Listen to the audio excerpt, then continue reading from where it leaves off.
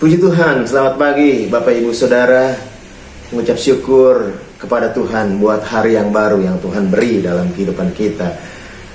Sebelum kita masuk dalam renungan pagi hari ini, kita akan memuji dan membesarkan nama Tuhan. Haleluya.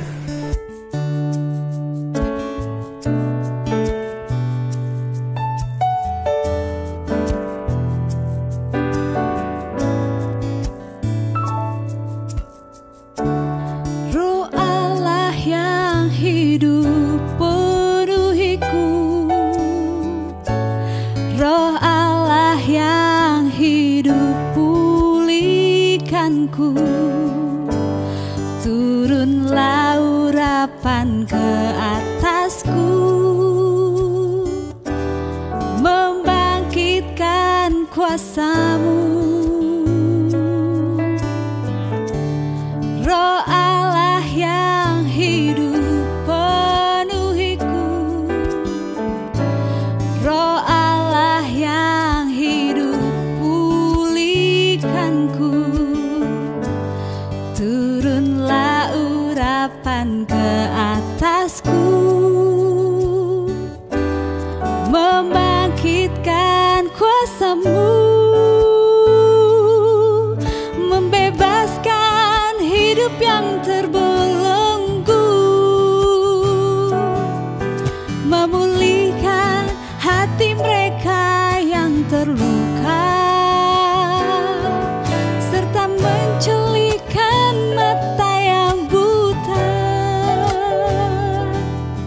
Jadikan hidupku alat-Mu, dipenuhi urapan baru, menyatakan kebesaran kuasa-Mu.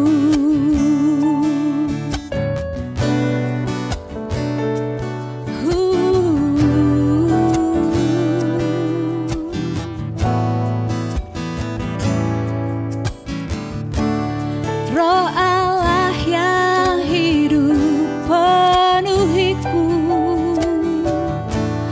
Roh Allah yang hidup pulihkanku, turunlah urapan ke atasku, membangkitkan kuasa-Mu, membebaskan hidup yang terbelenggu, memulihkan hati mereka yang terluka, serta menculikkan mata yang buta. Jadikan hidupku alat-Mu, dipenuhi urapan baru, menyatakan kebesaran kuasa-Mu. Jadikan hidupku alat-Mu, dipenuhi urapan baru, menyatakan kebesaran kuasa-Mu. Jadikan hidupku alat-Mu, dipenuhi urapan baru, menyatakan kebesaran kuasa-Mu.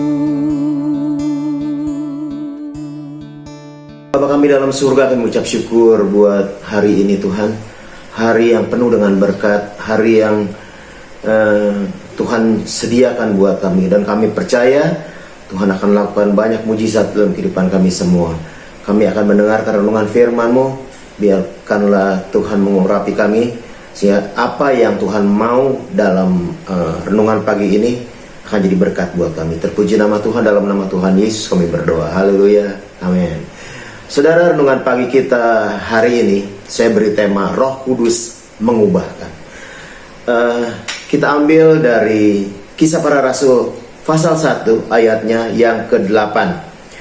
Tetapi kamu akan menerima kuasa kalau Roh Kudus turun ke atas kamu, dan kamu akan menjadi saksiku di Yerusalem dan di seluruh Yudea dan Samaria dan sampai ke ujung bumi.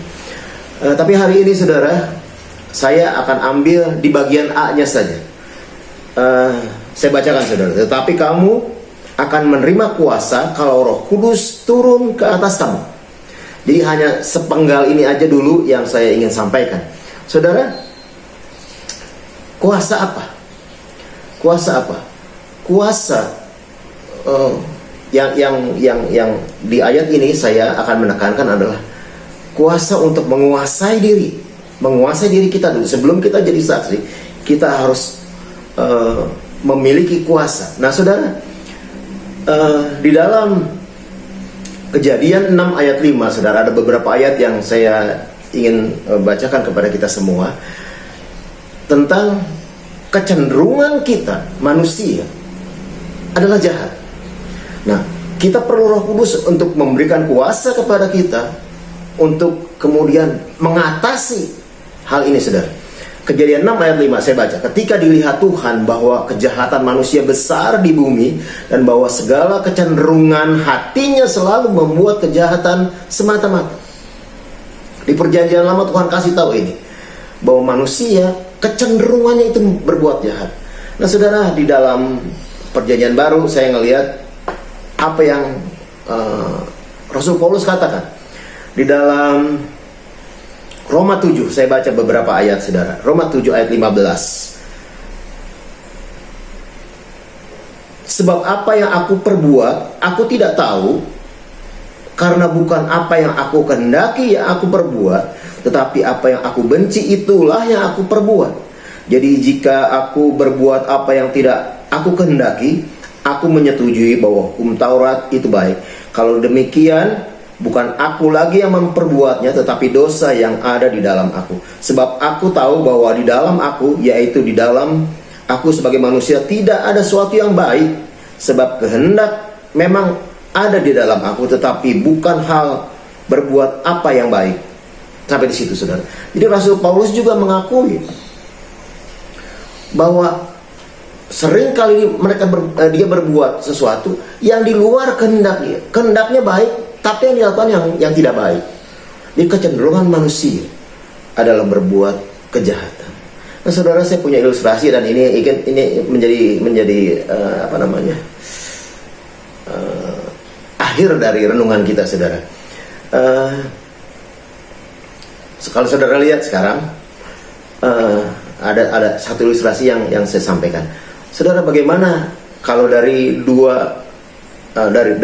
ilustrasi ini, saudara, ada perbuatan baik, ada perbuatan jahat. Nah, kecenderungan manusia seperti itu. Kecenderungan manusia seperti itu selalu ingin melakukan hal yang jahat. Nah, saudara, ketika air Roh Kudus itu, Roh Kudus dilambangkan juga dengan air, saudara. Ketika dia mengisi kehidupan kita, saudara, apa yang kemudian terjadi? Ketika kita biarkan dia masuk dalam kehidupan kita, kecenderungan untuk berbuat jahat, karena Roh Kudus tinggal dalam kehidupan kita semua, berubah arah, saudara, berubah arah. Dan kemudian ketika Roh Kudus tinggal dalam kehidupan kita, kecenderungan kita kemudian berbuat baik, pengennya yang baik aja, seperti dalam Kisah Para Rasul tadi. Tetapi kamu akan menerima kuasa kalau Roh Kudus turun mengisi kehidupan kita semua. Kuasa apa? Kuasa untuk menolak perbuatan-perbuatan jahat, pikiran-pikiran jahat dalam kehidupan kita semua. Tuhan mau supaya di akhir-akhir ini kita rindu Roh Kudus, karena hanya dia yang bisa mengubahkan karakter kita yang jahat menjadi baik. Penuhlah dengan Roh Kudus. Tuhan Yesus memberkati. Kita berdoa, saudara. Bapa surga, terima kasih bahwa ketika Engkau mengisi kehidupan kami, kecenderungan untuk berbuat jahat itu tidak jadi bagian dalam kehidupan kami lagi. Waktu Roh Kudus memenuhi kehidupan kami, melimpah-limpah dalam kehidupan kami akan melihat sekali lagi pribadi kami diubahkan, karakter kami diubahkan, dan sekali lagi perbuatan baik saja yang menjadi bagian dalam kehidupan kami. Terpuji nama Tuhan, berkati kami hari ini. Dan kemudian biarlah Roh-Mu terus mengalir dalam kehidupan kami, memenuhi kami, Tuhan, supaya kami boleh menjadi orang-orang yang memuliakan nama Tuhan. Terpuji nama-Mu, dalam nama Tuhan Yesus kami berdoa mengucap syukur. Haleluya. Amin. Tuhan Yesus memberkati. Pimpinlah, oh Roh pimpinlah